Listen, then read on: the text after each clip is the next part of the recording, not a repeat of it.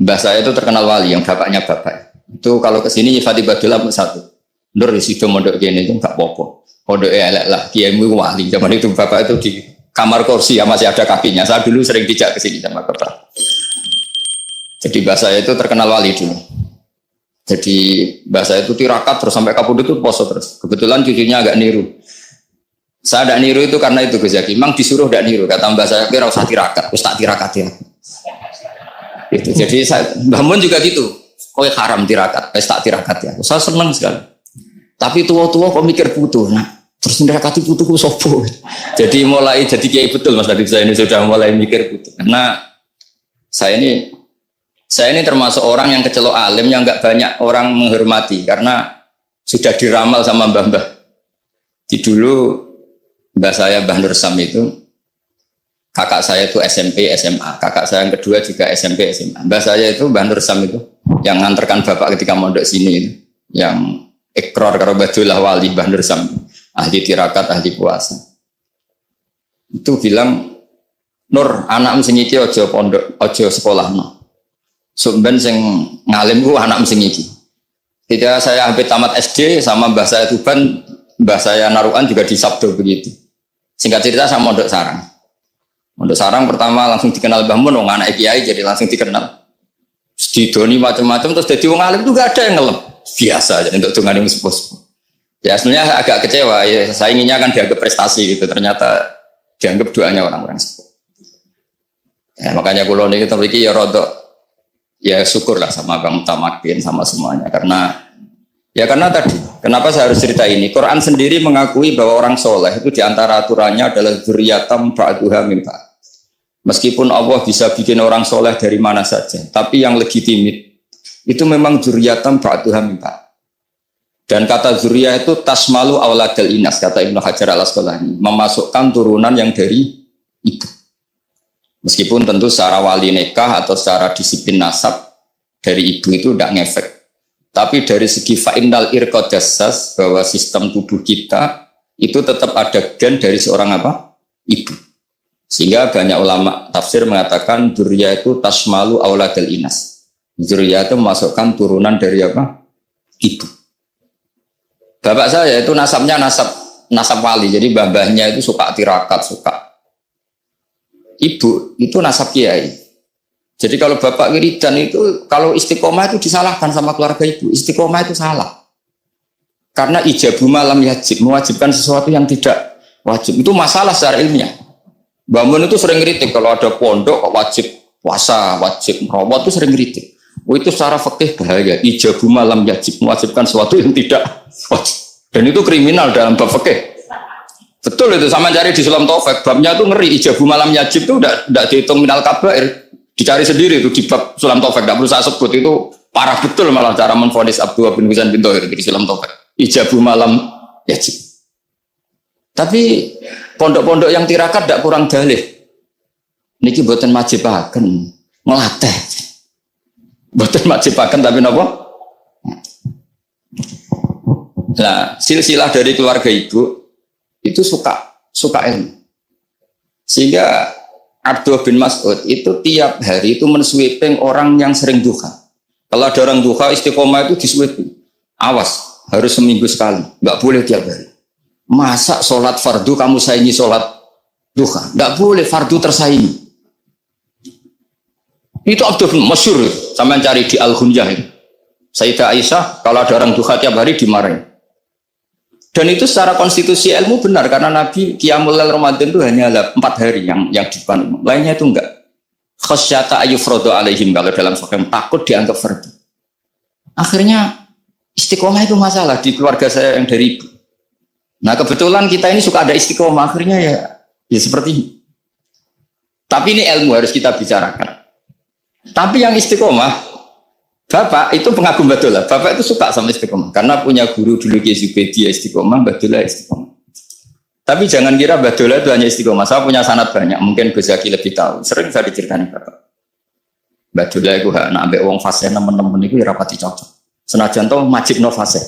Tak takoki iki ngopo. Empuk nak ke fase darani wong awam untuk ganjaran. Mergo macane Quran gak fase. Padahal untuk ganjaran mergo seneng Quran. Jadi terus tak takoki bapak, niku saged damel syariat mboten? Ya ora kenek, pokoke ngono. Jadi gue ngekrori. Artinya beliau tidak ingin lah gara-gara kita terlalu pakem tajwid kemudian menganggap siapa saja baca Quran salah kemudian tidak dapat pahala. Bisa saja hamalahum ala ayakra'ul Qur'an apa mahabbatuhum wa iskuhum wa kada wa kada. Jadi akhirnya saya jadi tahu. Oke, secara makhraj salah, tapi iseknya benar, mahabbahnya benar, brontonya benar. Jadi sebetulnya Abdullah itu punya sekian makalah tentang hikam juga gitu. Nur nak cah santri ngaji ihya itu jauh oleh. Saya nak ngaji hikam mojo. Maksudnya beliau entah kalau setelah itu Abdullah itu melarang siapa saja santri ngaji hikam itu dilarangnya ada kelas tertentu untuk boleh ngaji hikam. Nah, kenapa saya cerita ini? Karena saya masih ingat betul di antara wasiatnya Mbah Mun itu. Pirroh sebab apa Fatihah kok ihdinas siratal mustaqim bukan siratoka tapi siratal ladzina an'amta alaihim. Dawe Mbah Mun fa inna Allaha ta'ala la ya'kul wa la yashrab wa la yanqih wa la kadza wa kadza. Allah itu tidak makan, tidak minum, tidak tidur. Sehingga kita tidak bisa niru Allah. Tapi yang makan tidur itu manusia. Sehingga kalau ingin dekat Allah ya niru siratal ladzina bukan siratoka. Kita cara tidur niru Kanjeng Nabi, niru ulama, cara makan, cara minum, niru Allah tidak bisa. Makanya bukan ihdinas siratal mustaqim siratoka tapi siratal ladzina an'amta. Maka dalam beragama itu butuh master, butuh panutan. Ya tentu Mbah Mun oleh ngendikan pakai lugat orang-orang kuno. Cara Mbah Mun pakai cantolan. Maka saya punya makalah banyak dari Bapak, dari Mbah Mun, dari Mbah Zubair, dari sampai saya itu hafal sanad sampai Rasulullah SAW. Karena yang bisa mengawal ilmu itu sanad.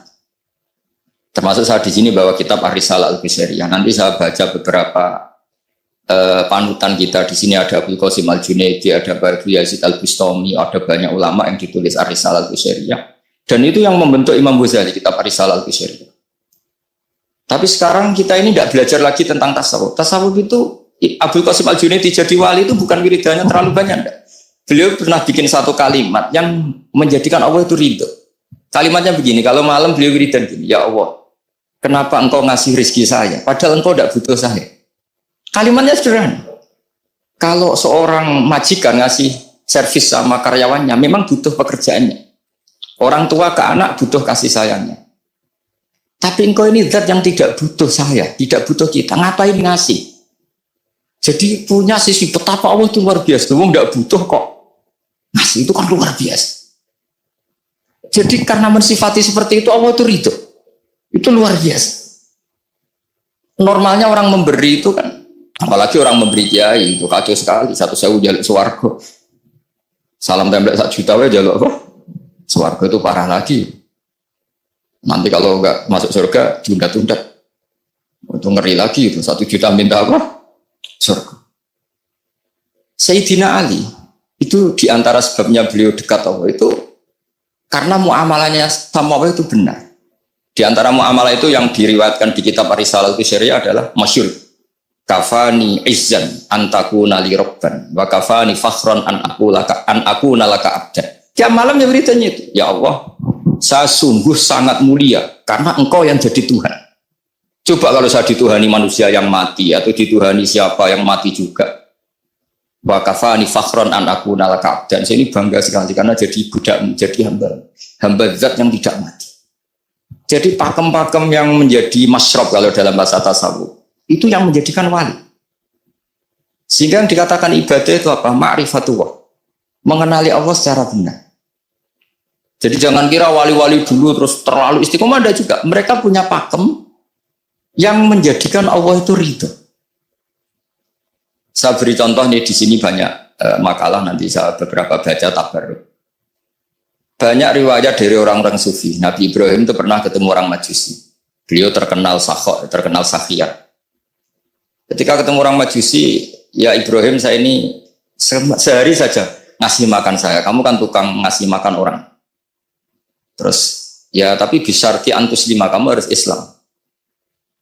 Fakihnya Nabi Ibrahim adalah kalau saya menolong dia berarti nolong orang kafir. Setelah orang itu lewat berlalu karena Nabi Ibrahim nggak mau hormat, Allah memberi wahyu ke Nabi Ibrahim. Kenapa ya Ibrahim tidak kamu terima 1 hari, kamu kasih makan 1 hari?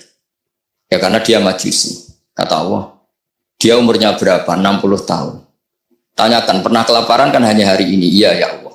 60 tahun dia kafir tak kasih makan. Minta kamu sehari aja kok gak boleh. Akhirnya Nabi Ibrahim dipanggil orang majusi, dikejar dipanggil. Ayo tak kasih makan 1 hari. Kok kamu sekarang jadi baik? Habis ditegur Tuhan. Terus kata, ahakada yu'amiluni. Apa seperti itu Tuhanmu mengu'alamalai saya? Ya na'am. Akhirnya Islam orang majusi. Jadi itu lagi-lagi ilmu. Jadi yang dikatakan ilmu itu satu teori atau kalimat atau apa saja yang menjadikan kita ini pakem. Meskipun pakem itu kadang sulit diterima orang-orang khusyuk. Orang khusyuk itu ya nyun sewu ada sisi nakalnya. Makanya Mbah Mun sering kayak jargon masyhur. Zada khusyuan, zada jahlan, tambah khusyuk tambah bodoh. Bukan bodoh dengan makna salah itu enggak. Memang kadang terus anti ilmu. Misalnya gini, ini contoh yang karena saya ini mengkhidmati ilmu, saya beri contoh yang urusan ilmu. Ada orang sujud diinjek orang fasik, kepalanya diinjek orang fasik. Terus si orang yang sujud tadi ini ada di Sahih Muslim, juga ada di Ihya.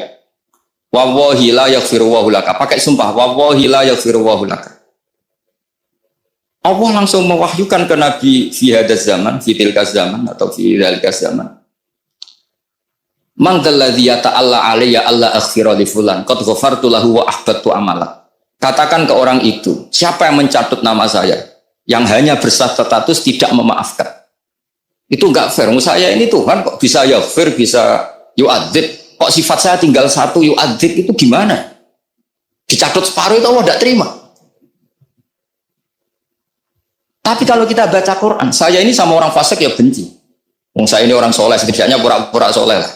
Karena di depan para kiai. Tapi mau tidak mau. Ketika Allah mensifati dirinya tentang orang munafik gimana? Wa yu'adzibal munafiqina in sa'a au jatuh. Ini cocok tidak cocok. Potensi memberi tobat itu ada. Meskipun sama kalau orang munafik, tapi ya tetap bacanya wa yu'adzibal munafiqina ya in sa'a au jatuh. Rasulullah kayak apa bencinya dengan Wahsy karena qatilu Hamzah. Tapi Nabi tunduk sama konstitusi Quran. Laisa laka minal amri syai'un aw yatuba alaihim aw yu'adzibah. Akhirnya Allah malah memberi tobat sama qatilu Hamzah yaitu Wahsy. Ini pentingnya baca lagi. Kalau kita tidak baca hanya khusyuk saja, tidak baca, pasti sama orang yang menginjak orang sujud tadi, yang menginjak pasti salah enggak dimaafkan. Bongso pasti. Pertanyaannya adalah, betulkah Allah punya sifat 1 yaitu yu'adzib? Makanya kalau kita baca, misalnya baca Quran walillahi mulkus samawati wal ardh, ya sudah ya suruh lima yasa wa yu'adzibu mayasa. Kalau nuruti rasa kita ya inginnya ke kita ya fair, ke orang lain yu'adzib. Tapi Tuhan kan nggak terima. Saya ini Tuhan kok didikte makhluk saya ini gimana? Nggak bisa. Sehingga ya ini lagi-lagi ilmu.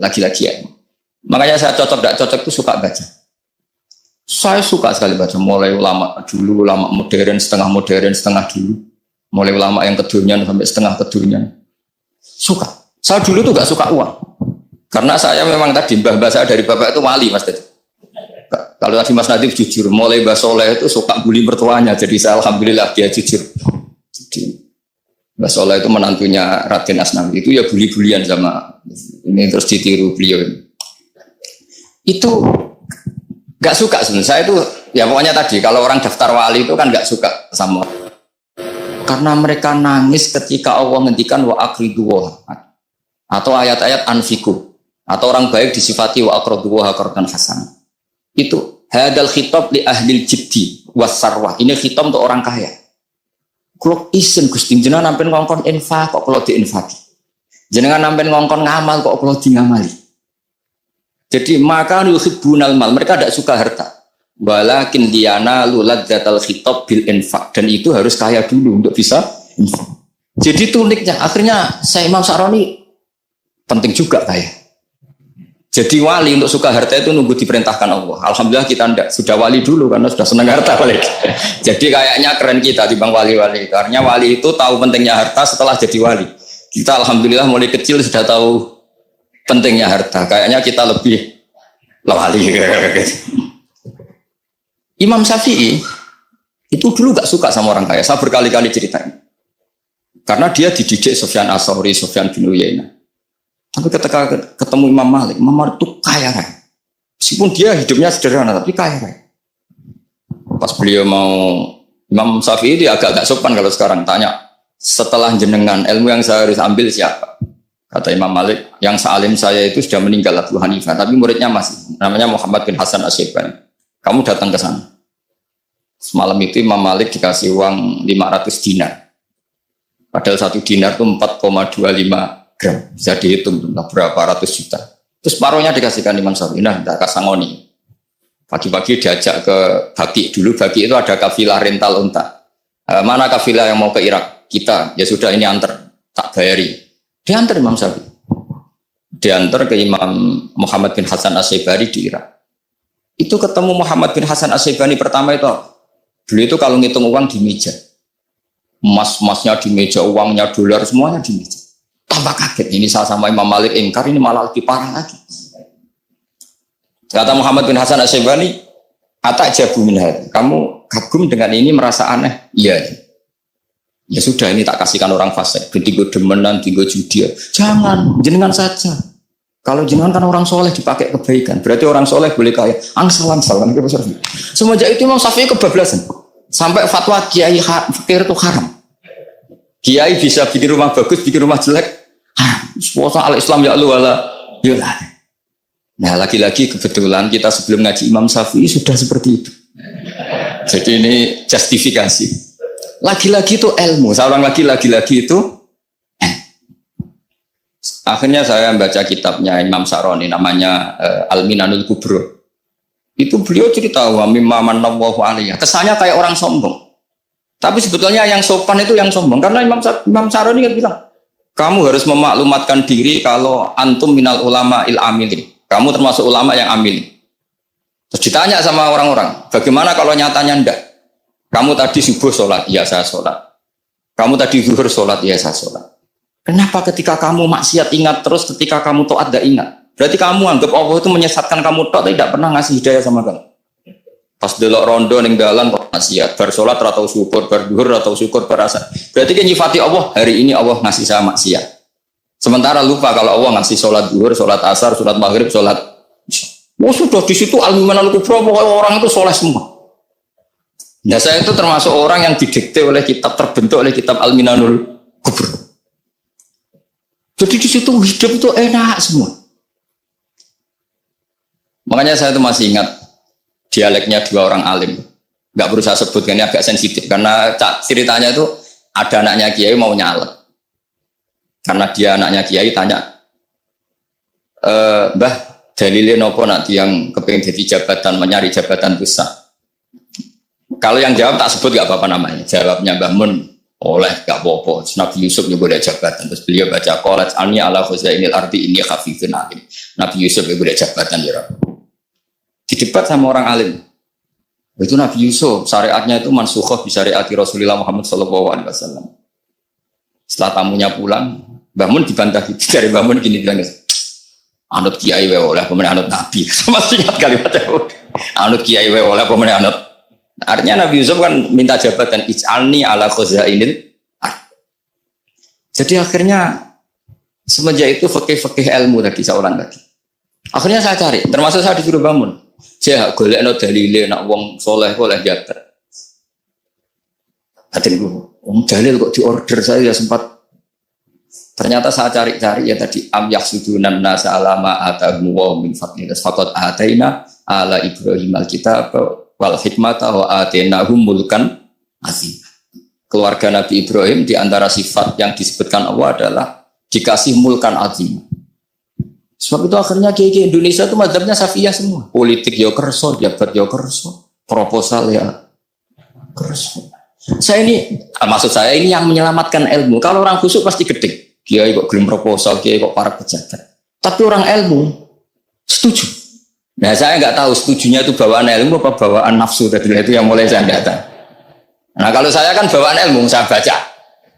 Itu bedanya saya dengan Mas Nadif jadi bawaan baca. Karena kemarin saya dibully habis-habisan diutus. Saya tidak punya kesempatan bicara di menantunya Neng Muahid. Wah ini kurang ajar betul orang ini kata saya. Tapi saya nyari sisi positifnya. Kalau saya dibully kan saya madlum. Orang madlum gampang jadi wali.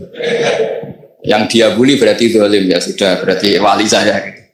Nah supaya dia juga wali sekarang tak bully supaya impas gitu. Jadi ini nolong beliau. Jadi saya 22 hari itu kalau habis subuh ke rumah sakit, tapi kalau asar pulang ngajar. Ya begitu terus. Karena mbah-mbah saya itu sukanya ilmu, Masya Allah. Karena ilmu itu penting. Apapun pakemnya para wali itu kalau diingatkan secara ilmu itu terus kayak runtuh. Saya berkali-kali mencontohkan. Dan itu valid, data itu valid. Sufyan bin Uyainah itu orangnya khusyuknya Masya Allah. Gurunya Imam Syafi'i, gurunya Imam Malik. Itu beliau menceritakan dalam kitab Hilyatul Auliya. Nabi Isa itu senengannya itu ceria sekali. Nabi Yahya itu senengannya bersengut, abusan, suka kayak takut akhirat, takut penyakit. Tapi bukan takut corona, enggak ya jelas ya. Saya akhir-akhir ini fatwa, sekarang jangan baca Uwais Al-Qarani, tapi Al-Qarni. Meskipun saya tahu ada yang baca Qarani di kitab-kitab, ada yang baca Qarni. Tapi sekarang wajib dibaca Al-Qarni sementara. Sekali dibaca Al-Qarani itu nisbatun ilah. Iya, jadi makanya ini untuk sementara dibaca, ngikuti yang baca Uwais Al-Qarni. Meskipun di sarah-sarah apa bi fathir ra wakila bi sukun, ya sudahlah sekarang harus ijma dulu Al-Qarni ya, karena kalau Al-Qarani itu akhirnya Nabi Isa ditegur sama Nabi Yahya. Mali aro kadohikan ka'anna kata manumin makrillah. Saya melihat kamu kok suka tertawa, seakan-akan kamu merasa aman, tidak kena azabnya Allah. Nabi Isa akhirnya balas tanya, Mali aro ka'abisan ka'anna katai asumin rahmatillah taknatu min rahmatillah. Kowe mbesengut wae koyo dunya orang rahmat, anane corona tok. Padahal yo ono mangan, ono guyon, ono nikmat. Dan itu figur besar, akhirnya kita tahu. Dan saya sering cerita juga, setiap dakwah itu Nabi Isa nyari syirarun nas, Nabi Yahya cari khiyarun nas.